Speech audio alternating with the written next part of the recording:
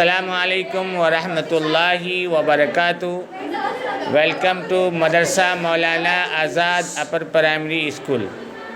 प्यारे बच्चे और बच्चियों, मैं आबिद अली आप सब के लिए सबक नंबर 8 जिसका नाम है सेहत और सफाई, ये लेकर नया सबक लेकर आप सब की खिदमत में एक बार फिर से हाजिर हूँ। बच्चे और बच्चियों, आपको ये पहले तो पढ़ना है, उसके बाद आप सबको ये अपनी अपनी उर्दू की कॉपी में इसे लिखना भी है। तो आइए आप और हम मिल के इसको पढ़ते हैं। क्या लिखा है? बिस्मिल्लाहिर्रहमानिर्रहीम। सेहत और सफाई। हमारी ज़िंदगी का दारोमदार जिस्मानी सेहत पर है। सेहत के लिए अच्छी ग़िज़ा, खुली और ताज़ा हवा निहायत ज़रूरी है। गंदगी से तरह तरह के कीड़े और जरासीम पैदा होते हैं।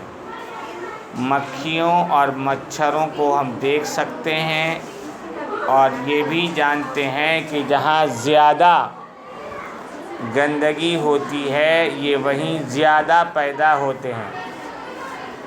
जरासीम ऐसे होते हैं जिन्हें हम आँखों से नहीं देख सकते। कीड़े मकोड़े और बहुत से जरासीम इंसानी सेहत के दुश्मन हैं। उनको जैसे ही मौका मिलता है इंसानी जिस्म पर हमला कर देते हैं। इससे मुख्तलिफ़ बीमारियां पैदा होती हैं। बीमारियों से महफूज रहने के लिए बस्ती, मोहल्ले, घर और लिबास की सफाई के साथ जिस्म की भी सफाई बहुत ज़रूरी है। बच्चे और बच्चियों, आपको ये इतना सा सबक कई बार पढ़ना है और एक बार आपको अपनी उर्दू की कॉपी में लिख लेना है। अब हम आगे बढ़ते हैं। इसी सबक का वर्ड मीनिंग यानी मुश्किल अल्फाज, तो जिसका नाम लफ्ज़ और मानी भी हैं। दारोमदार, बुनियाद, असल, इसका 2 मतलब है। जरासीम, बहुत छोटे कीड़े जो बग़ैर दूरबीन के नज़र नहीं आते। अंदरूनी, अंदर का हिस्सा, अंदर। बैरूनी यानी बाहर का हिस्सा, मतलब इंसान के जिस्म में 2 किस्म की चमड़ी होती है।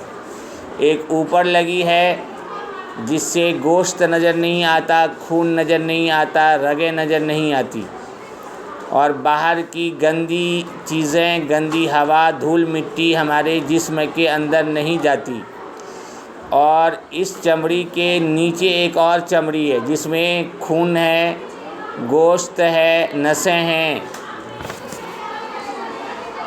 गर्दिश यानी घूमना, चक्कर काटना। गदूद, जिस्म के अंदर की गांठ। खुर्दबीन, वो आला जिससे छोटी चीज़ें बड़ी नज़र आती हैं। फाजिल, ज़रूरत से ज़्यादा। फरहत, ताज़गी। दौराने खान, खून की गर्दिश। दौराने खून, खून की गर्दिश यानी खून का चक्कर लगाना। अब इस सबक का सवाल व जवाब देखिए। सवाल है, बीमारियां क्यों पैदा होती हैं? जवाब है, ज़्यादा गंदा रहने से बीमारियां पैदा होती हैं। सवाल दूसरा है, जिल्द से जिस्म को क्या फ़ायदा है? जवाब है, जिल्द हमारे जिस्म का लिबास है जो हमें बाहर की गंदगी से बचाती है। तीसरा सवाल है, जिल्द की कितनी परतें होती हैं और उनके क्या काम हैं? इसका जवाब है, जिल्द यानी चमड़ी, जिल्द की 2 परतें होती हैं, अंदरूनी और बैरूनी। चौथा सवाल है, मसाम किसे कहते हैं? उनके क्या फ़ायदे हैं? جسم کے اندر جو باریک باریک سوراخ ہوتے ہیں انہی کو مسام کہتے ہیں۔ اچھا، اگلا سوال ہے، نہانا کیوں ضروری ہے؟ جسم کو صاف رکھنے کے لیے نہانا ضروری ہے۔ اس کے اگلا سوال ہے، جلد کو صاف نہ رکھنے کے کیا نقصان ہیں؟ اس کا جواب ہے، ہمارے جسم میں طرح طرح کی بیماریاں لگ جاتی ہیں۔ تو اب بچوں، بہت ضروری ہو گیا کہ ہم روزانہ نہائیں اور اپنے گھر کو، اپنے گھر کے آس پاس کی چیزوں کو، اپنے کپڑوں کو، اپنے لباس کو ہم صاف ستھرا رکھیں۔ اب آگے بڑھتے ہیں۔ یہ دیکھیے، یہ جو گول دائرے کے اندر کچھ الفاظ لکھے ہیں، اسی سے یہ خالی جگہ کو بھرا گیا ہے۔ آپ اس میں نمبر بھی لگے ہیں، 1 نمبر، 2، 3، 4، 5، اس طرح سے نمبر بھی لگا دیا ہے تاکہ آپ کو اگر بھرا ہوا سمجھنے میں آپ کو دقت ہوتی ہو تو آپ اوپر والے 1 نمبر کو 1 نمبر میں آپ اپنے نوٹ اردو کی بک میں بھر لیں۔ اچھا، بھرنے کے بعد کیا کرنا ہے؟ آپ کو کئی بار پڑھنا ہے۔ ہزاروں جراثیم ایسے ہوتے ہیں جنہیں ہم آنکھوں سے نہیں دیکھ سکتے، اس سے مختلف بیماریاں پیدا ہوتی ہیں۔ لگاتار استعمال سے جلد کی بیرونی پرت گھستی رہتی ہے۔ پسینے کے ذریعے جسم کے بہت سے گندے اور فاضل یعنی زیادہ مادہ خارج ہو جاتے ہیں۔ جسم پر پھوڑے پھنسیاں کب نکلتی ہیں اور خارج ہو جاتی ہیں؟ جب یہ بچے گندے ہوتے ہیں، جو بچے نہاتے نہیں ہیں، اس کے جسم پر پھوڑے پھنسیاں نکل جاتی ہیں، اور کچھ لڑکیوں کے تو گال وال پر بھی نکل جاتی ہیں۔ تو یہ گندا رہنے کی وجہ سے ہوتا ہے، گندگی لگی رہنے کی وجہ سے۔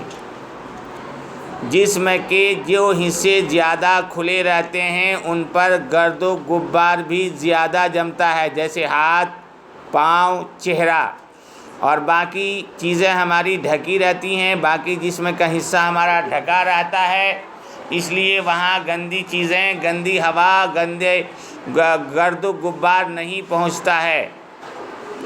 آگے دیکھیے کیا کرنا ہے، جو جمع، واحد و جمع، جو جمع لکھا ہے اس کا واحد لکھنا ہے، جو واحد ہے اس کا جمع لکھنا ہے۔ تو سب سے پہلے کیا لکھ رہا ہے؟ اجسام، اس کا واحد کیا ہے؟ جسم۔ حیوانات یعنی 4 پاؤں والے جانور، حیوان، اس کا کیا لکھنا ہے؟ حیوان۔ آفات، اس کا کیا لکھنا ہے؟ آفت۔ معلومات، اس کا کیا لکھنا ہے؟ معلوم۔ مشکلات، اس کا کیا لکھنا ہے؟ مشکل۔ مسامات، اس کا کیا لکھنا ہے؟ مسام۔ محسوسات، اس کا کیا لکھنا ہے؟ محسوس۔ مواقع، اس کا کیا لکھنا ہے؟ موقع۔ اس کو کرنے کے بعد یہاں لکھا ہے، نیچے دیے ہوئے لفظوں کو صحیح خانوں میں لکھیے۔ اوپر کی 2 لائن میں سے ہم نے نیچے کی 2 لائن کو پر کر دیا ہے، یعنی اس میں لکھنا تھا تو ہم نے لکھ دیا ہے، لیکن امتحان میں یہ کام آپ کو خود کو کرنا ہوگا۔